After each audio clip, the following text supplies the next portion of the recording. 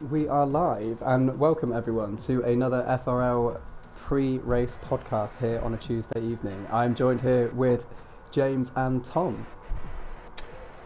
Good afternoon, Jack. Good afternoon, Tom. Good afternoon, James. Good afternoon, Jack.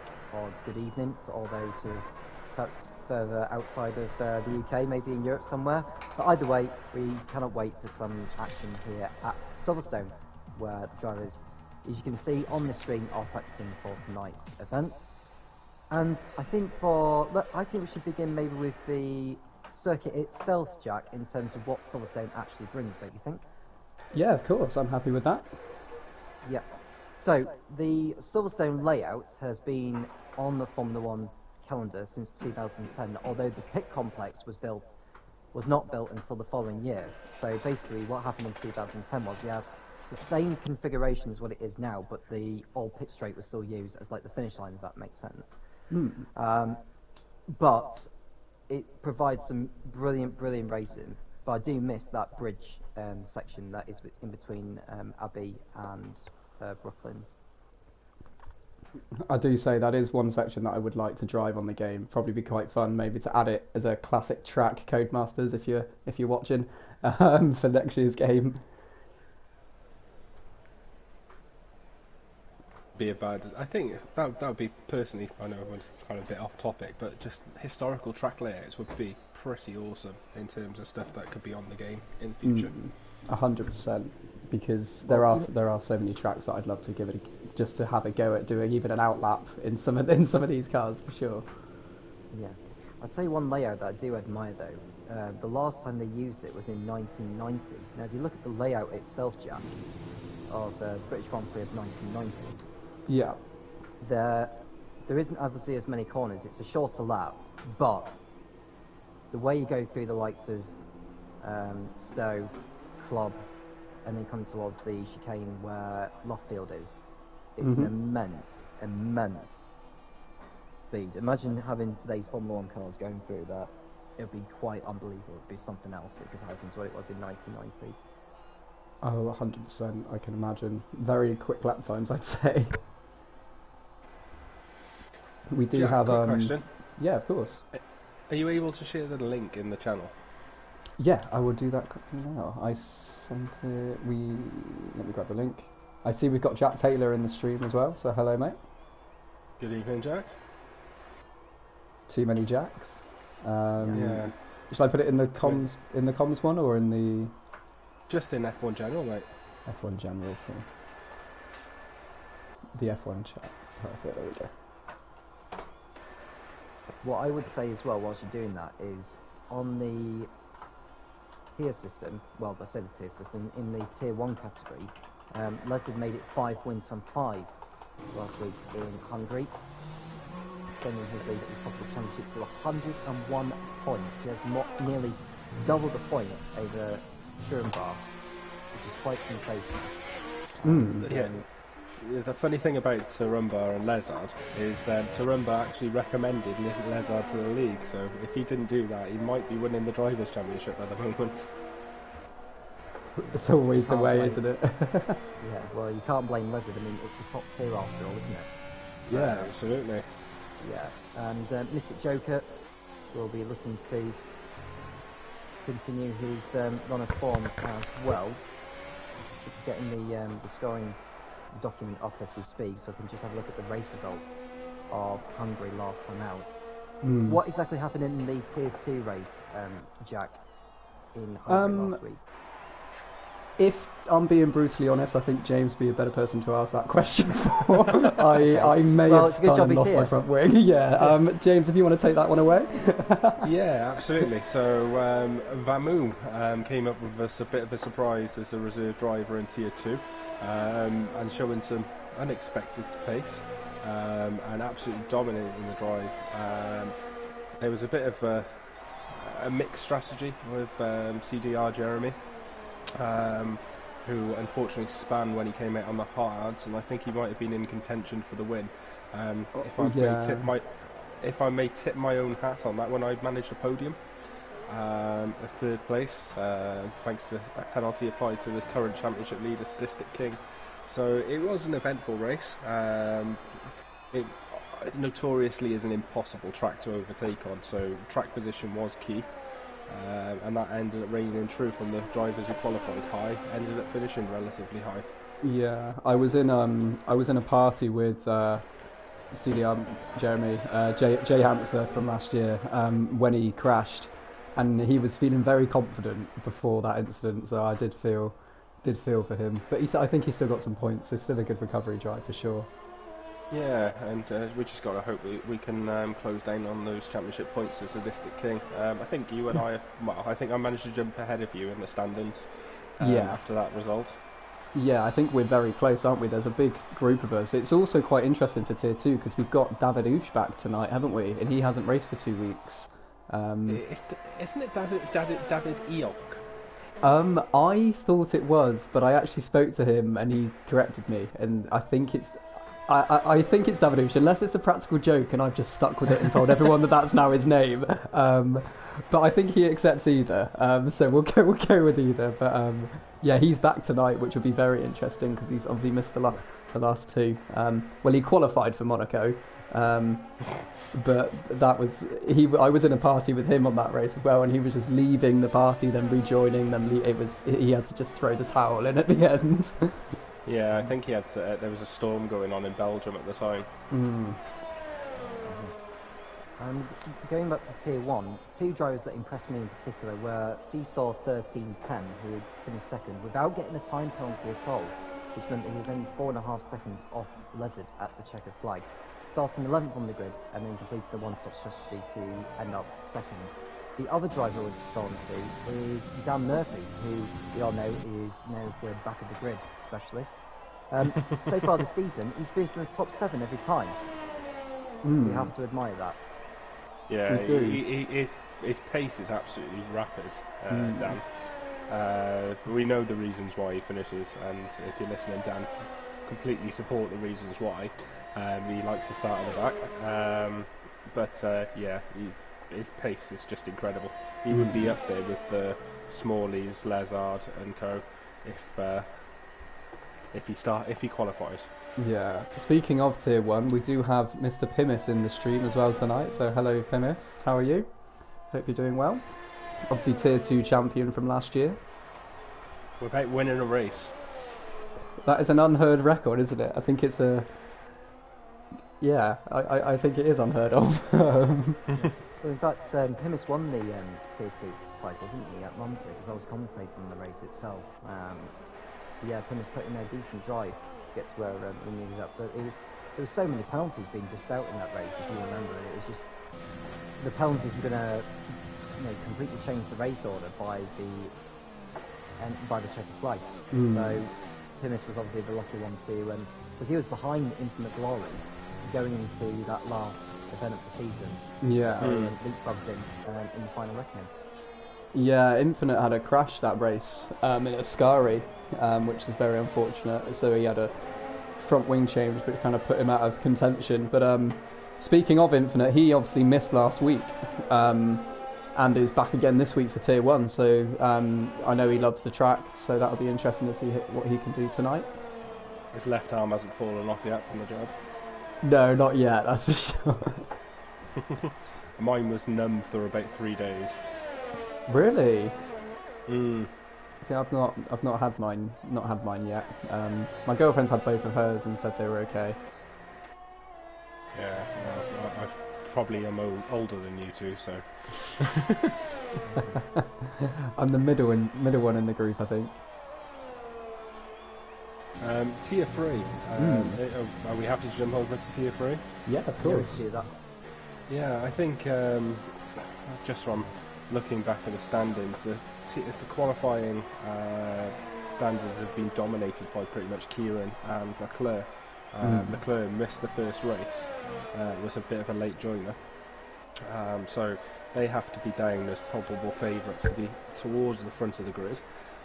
However, my dark horse for Tier 3 tonight is probably going to be Nevi. Raced with Nevi an awful lot on this track since F1 2009, and he absolutely adores this track. I know he has the pace to hopefully get onto the front row in that race, in the Tier 3 race today. Yeah, I'd like to give a shout out to Kieran as well. I think raced against him last year and he kind of struggled at points in the season, and it's good to see him up right at the top of the standings and actually doing really well and actually, getting the results he deserves. I think another dark horse for me would be Wild Dog as well, if he is racing tonight. Oh yes, Kobe. Yeah, because I did a race with Wild Dog in the Cone League, and he crossed the line ahead of the championship leader, but had a few penalties, so dropped back. But I think he crossed the line P2 in that race, and showed really good pace at this track. He might have mentioned in the Discord a few times that it's his birthday in 15 days as well. I did see on his Twitter that as well, actually. We've got a couple of debutants as well in Tier 3. So Okay. I think our kid is racing his first race. Okay. Oxidized Rage. Oxidized Rage isn't racing tonight. Tier 1 we got Redstone Derp, who's in this qualifying session, racing in Tier 2. Yeah. And we got CRL Mark as well, racing in Tier 1 on his debut. Raced with CRL Mark in CRL. And he is a very quick driver. It's very interesting you say this session. I am currently spectating you, James, just to get a bit of an idea for how you race at this track for tonight, if that's okay. I'll move off you, I'm any lesson.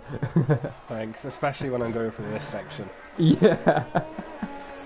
I'm on board with Big now. He's going to take us round for a lap. What reserves do we have in Tier 2 and Tier 1 start? You mentioned Tier 1. What reserves do we have in Tier 2? So Tier 2 we have Vamu, who's in the Ferrari. Okay. We have Redstone Derp, and we have one other, and the name escapes me for a moment. Give me 2 seconds, let me just move off the racing line. Mr. Nino? Yes, Alfier's Nino, nice. who seems to be making a return to FRL over the last 3 weeks. He unfortunately he couldn't commit for season 2, but season 1 he had a great laugh. I've known Faiz for 15 years now. We went to school together, but he wants to make a full-time return next season. He just couldn't commit this season, so I think he messages every week with excitement when he gets a reserve drive. So yeah, he's really excited to be back, so that's good. I think that's the 3 reserves in Tier 2. Unknown Elder is returning in Tier 3 for a second time round after his return to the game. Unknown Elder used to be probably on pace with Origin Gamma. Okay. But he's took a break from the game and is now new to wheel, so giving him a few runs out in Tier 3 before slowly starting to move in through the ranks. Oh, that's lovely. It's a good way to do it. What do we think in terms of the race tonight, Tom? Especially, I'm quite interested to know what are you looking out for in terms of like strategy, or what would you be nervous for going into this race, and what would you expect to see from the drivers, sort of thing? Well, Silverstone is one of those where you can still very easily exceed track limits. Like there's some considerable areas like Cops, Maggots and Beckett's most definitely, as well as possibly Stowe, Blob possibly, and Abbey. There's actually quite a considerable number of places where you can exceed track limits, so I think time penalty is going to be a key factor in the race. We are expecting just the one stop, because the amount of time you do lose in the pits here at Silverstone is quite a bit, so I wouldn't expect anyone to be going for a 2-stop, unless we do get a safety car at some point in the middle stages of the race. But yeah, I think Lezard, for me, I know I keep saying every week he's going to win, but I still have every bit of confidence he is going to come out on top in this one, with it being Silverstone.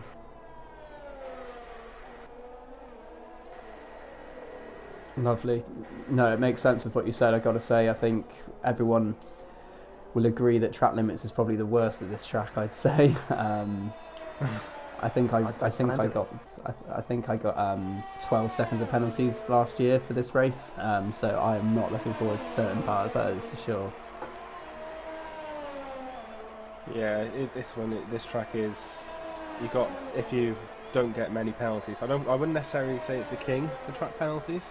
I'd probably say Canada is probably the one for penalties on that last chicane, but you're quite prone to losing it before the Maggots Beckett's.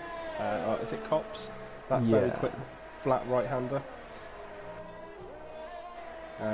Quite prone to lose it in there, and then Maggots and Beckett's is always a good place to invalidate and ruin your race. Yeah, turn 1's quite an easy place to invalidate as well, which obviously is really annoying in qualifying, and it's an easy one to get caught out on as well. Absolutely, it's just the one thing you would hope for today is a nice clean first two or three corners. I think that's something that's worth noting, especially with this turn 1, because everyone is, it sounds really silly, but everyone is approaching it at different speeds because of starting further back, so the guys at back are obviously approaching it much quicker, and it is so easy to spin there if you get the tiniest bit of contact. So yeah, I am in agreement. It's just praying for a clean couple of first laps so everyone can kind of get into their own rhythm. But so go on, Tom. Yeah, I was just going to say, I think with Silverstone, they could always extend what's known as the Hamilton Straight. They could always extend it and have like a slower corner, so that the drivers got a bit further to run down before they actually break into turn 1. So you've actually got a braking zone, rather than drivers just going flat out through Abbey all the time. I don't know what you think, but that could be my suggestion. Not necessarily to Codemasters, but to the organisers of Silverstone, the British Racing Drivers Club. Maybe that's something worth considering. But and another thing I want to add is, when you're saying about the race starts in terms of drivers going at different speeds, well, the drivers who are starting on the right-hand side, which is the inside as you come into Abbey, that's for the positions. That's for the even number positions on the grid. So for drivers starting 2nd, 4th, 6th, 8th, 10th, 12th, that's worth noting, because they're going to be feeling more cautious going through into turn 1 than those would do on the left-hand side, which is the cleaner line going into Abbey. Absolutely, totally agree with you there, Tom. You want to be on the left-hand side, so you want to be on the odd number part of the grid. Pole would be nice, just to make sure you've got an area to escape as well if cars start coming across the pole or the back row. Yeah, the two best positions to be in. Yeah, I actually had decent results in this game just from starting at the back and avoiding all the fun at the beginning. Dan Murphy will probably be saying, "Yep, I'm most certainly starting at the back of the grid. I did it before, it worked for me. I'm doing it again."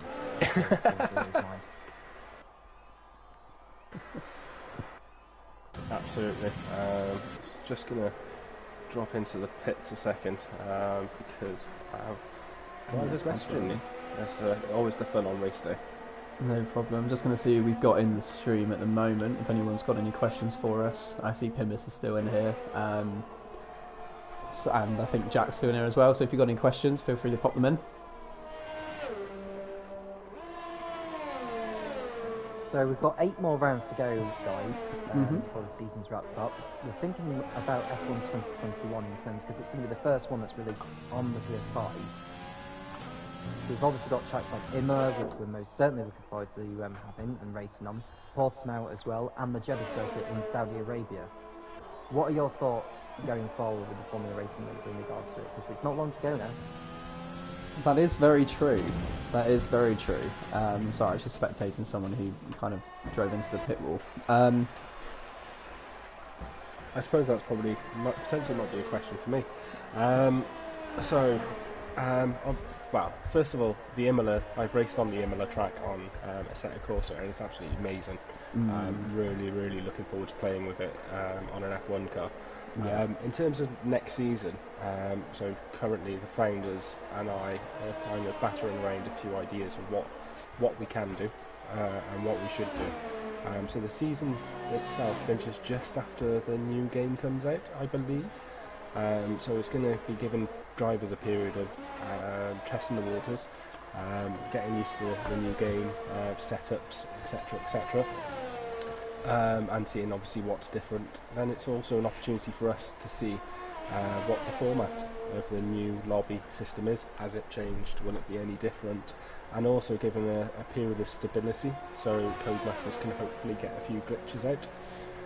So we're probably thinking about a 2 to 3 week break from the end of Season 2 to the beginning of Season 3 on the 2021 version of the game. But yeah, definitely it would be great if we could open a season on at Imola. I think that would be absolutely fantastic. Yeah, I think that would be. I was paused because I was thinking about what tracks I'd want to drive, and I've driven Imola on a Assetto Corsa. Yeah. But it's obviously a bit of a more of an outdated game because I've driven it on the one that was, I think, 2012 or 2013, and it's quite old. So driving updated Imola with these cars would be incredible, and the same with Portimao. I'm really interested to drive that track too. I think it'll add some good racing as well. There are a few good overtaking places on Portimao, I think. I think one of the questions will be with Jeddah as well, because I think that's going to be one of the more unknown ones as to whether drivers are going to like it or not. Do you know what? I feel like the track itself, regardless of where it is, I think can end up proving to be a favourite for the drivers, because there's not that, although there are 27 corners officially by the circuit homologations, there's actually only, I think, 4 or 5 braking zones for it, or 4 or 5 proper corners to it, if you want to have a look at it. Okay. But that's the kind of circuit which may surprise us more than what we feel about it. Definitely. I just hope it's not another Vietnam. I was just going to say that. I didn't want to be the first to say that. I think I hate Vietnam, and that's my worry. But yeah, we'll give every track a fair shout, and it could be a surprising one. Did you ever feel like Tom, I'm really grateful for your opinion on this as well. Did you ever feel like the Vietnam track just didn't look finished in terms of the game itself? Yes.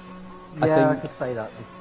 The reason why I would say that is because it's meant to be half permanent, half street circuit. And I just think the last section of it, with those blind, fast right and left-handers, it just didn't feel... I just felt rather uncomfortable going through there. So just always conscious of clipping the barrier on the left-hand side and then therefore causing carnage behind it. It's just... It's a mess of a corner. I just feel like it's one of those artificial corners that's been designed by Herman Tilke, or whoever it was that designed the Hanoi Street Circuit. I'd love it to be given a chance in real life Formula 1 because I think it deserves it at some point, but obviously not right now. Yeah, I think ironically they're the corners I prefer on the track because I said before I think it's like if someone bought Maggots and Beckett's from Wish. It's just they're quite similar but just not as good. But everywhere else on the track, the looping section onto the straight that isn't straight is just... I can't imagine it would have been good for racing. It felt like someone's idea of a track, if that makes sense, like an early idea. Yeah, I also didn't feel like the rendering was done. I feel quite similar about Zandvoort or Netherlands on the game. It just doesn't feel like as polished as, say, Silverstone is on this track. Yeah, it almost feels quite laggy at points driving on it. I don't know. We had terrible issues in Netherlands a couple of weeks ago in terms of drivers lagging. But I have just seen in the chat when I asked if anyone had questions, so Pimis has put breaking news, Total Ps will not be driving tonight. And really? Also no, I think that's just Pimis not wanting him to drive so we can catch him up in the championship. And he Good said luck with that one, Pimis. Yeah. And who will win tonight? Will I win tonight? Well, Pimis is in tier 1, so I doubt he'll win. Tom, straight out with a brutal cut there. I mean, Pimis is I listening. agree with you. If anything, Pimis has shown that consistency is key. So, should we put him as an outsider, but not in the top 3 to potentially win it? I think podium could be likely. So I think he got one at Monaco, but lost it with a penalty. So he's had good pace at this season at certain tracks. So we're going to give you... Well, I'm going to say P3 for you tonight, Pimis. I'm going to go for points for Pimis. Points for Pibis, I like it. Tom's Yeah, going I for think not finishing, apparently. yeah, I think he's going to bid it like he has done. No, I think he can finish in the points. I think he can finish in the points, but the thing is, if he's saying he thinks he can win it, that means beating Mezza. Yeah. So that's why I said it. I kind of really want Pimis to win it just because you're commentating now, so you're gonna have to be like, oh no, I didn't think this would happen. I'm just gonna pretend like I predicted Pimis actually won it, just so that he actually pulls wool over people's eyes. Sorry, James, you were about to say something, I think, weren't you? No, I was just about to say, who is your bet? Well, is Lezard your bet for tonight then, I assume? Yeah, I can't see anyone other than Lezard. I mean, the only drivers I think could potentially be in there, I'm just looking at the check-in actually. We have our full-time drivers, don't we? Yep. So, we've got Luna Ascari in the car again in Alfa Romeo. Dan Murphy and Haas, he's one to look out for. I think Table Peace and Panisia, they're both in there. Mr. Jago. So it looks as though we've got pretty much all of our full-time drivers involved tonight. Just looking to see if there's any changes actually, or whatever. The only change is if Exotic Alpha is unable to make tonight, and CRL Mark is racing instead. Yeah, Mark is very quick. I've seen him racing not Super Sunday, the 100% Racing League, I think it was, or Super Sunday F1. Yes, it was 100%. Yeah, he was very, very quick in that one, so I'd expect him to be very much inside the top 10 and going for pole position. But I still think Leslie's got too much in hand over everyone. And the only way I can see him being robbed of the race win is time penalties. That's my prediction. Okay, I'm going to go with Turumbar tonight. Yeah, I mean, Turumbar's an interesting one, because he was taken out at the start last week in Hungary by, I think it was Big Balls Bells that caused the collision at turn 1. So yeah, and that totally compromised Turumbar's race, which is a shame, because I'd like to have seen him fight it out with Lezard for the race win, as well as Seesaw. I mean, Seesaw, who was drafted in as one of the reserves drivers, he was second last week. Oh yes, Caesar. When you were mentioning him earlier, I couldn't remember who it was, but yeah, he got literally brought in last minute by Safdar. Yeah, and I expect Safdar to be in there as well. In fact, Safdar, he's hit and miss for me at the moment, because he puts in really, really strong performances, and when things do go wrong for him, it goes drastically wrong, if you know what I mean. So it's just as simple as when it rains, it pours. But when it shines, he excels. So, yeah, Safdar is going to be... he's more the unpredictable ones for me this evening. Yeah, I'd agree with that. Jack, who's your predictions for tonight? Oh, sorry, just blocked the track. I'd say, yeah, I've been impressed with Safdar. I raced against him a few times last year, and he's very quick on his day. So I think, yeah, I'd say for him, I'd like to say an outsider for a good result. I'm not talking victory, but an outsider for a good result, I think, is probably Infinite Glory, because every time I've been with him on this track, he is rapid. And he's not had a great start to the season, obviously missed last week, so probably raring to go, so I'd say could be one to watch. Okay. Should we go on to Tier 2 for some predictions? Yeah. Okay. Jack, we'll go with you first. I'd say this JB Bowie 90, but no, I'm joking. I had to today. To be fair, I think Sadistic has shown great pace. CDR Jeremy has shown great pace and did great here last year. So did Davidouche. But I think Sadistic for me. Just for a start of the season, probably beaming with confidence and seems to be the guy to beat. Yeah. What's worrying with me with Jamie, Sadistic, sorry, is he's practicing. Jamie, he never ever practices.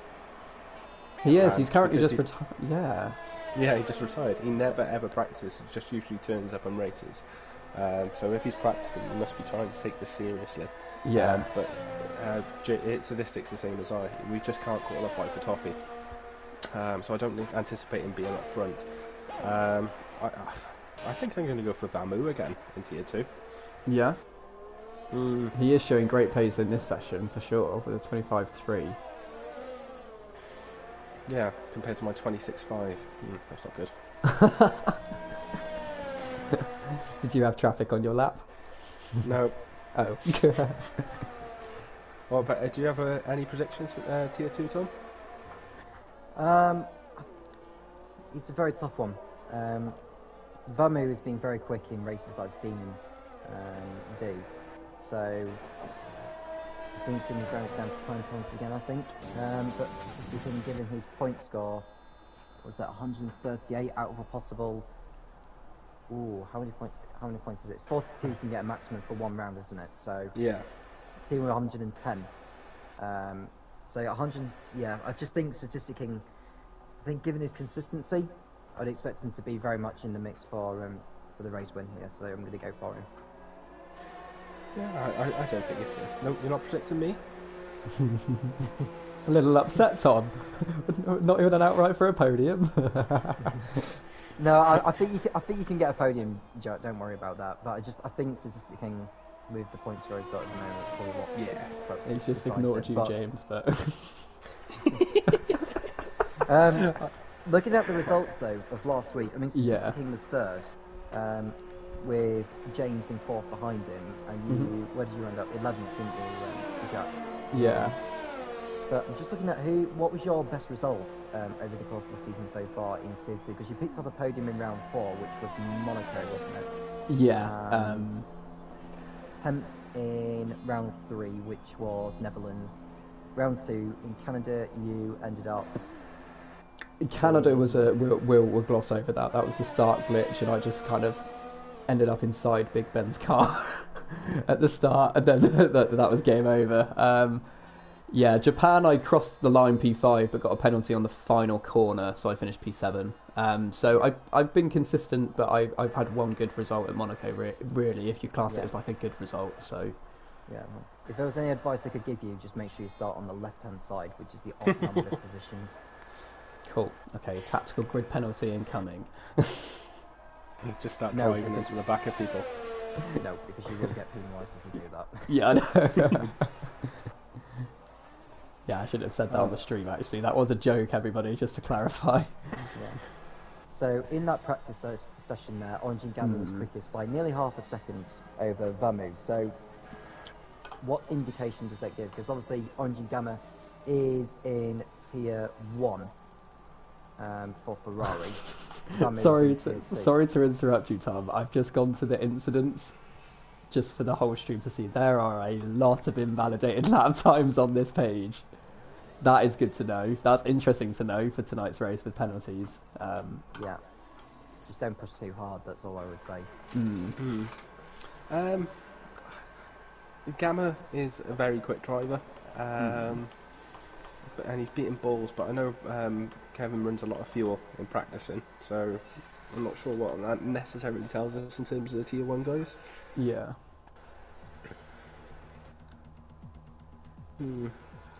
Interesting to see what everyone's first couple of laps are in this session now, in the qualifying session, depending on the guys who've stayed. If you think they'll do medium runs, etc.